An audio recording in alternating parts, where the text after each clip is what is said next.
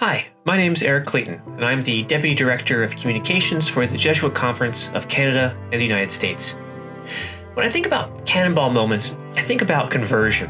And when I think about conversion, I'm brought back to the many months I spent living and working in Santa Cruz, Bolivia, as a young 20-something fresh out of college.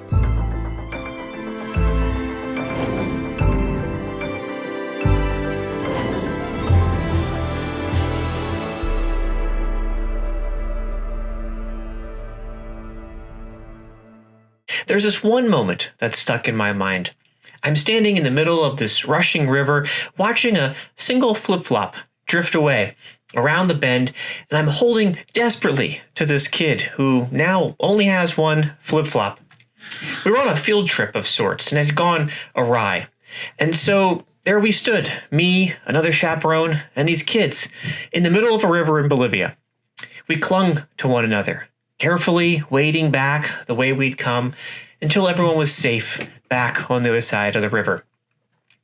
It's a minor moment in the grand scheme of things, and yet, for me, it's this hinge.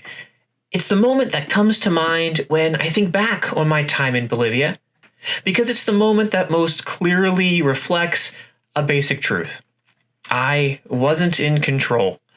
It's a moment that highlights a lie I had told myself, that I going to Bolivia because I'm needed.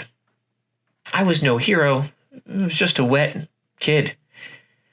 The cannonball here struck my ego, reminding me that I'm called to collaborate with others, not to do for them or instead of them. In my day-to-day, that's a constant challenge and a constant invitation.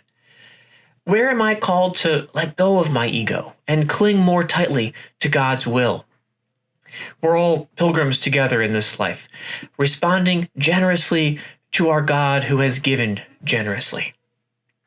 This moment, simple as it sounds, is one I do return to frequently. I'm not called to stop the flow of the river.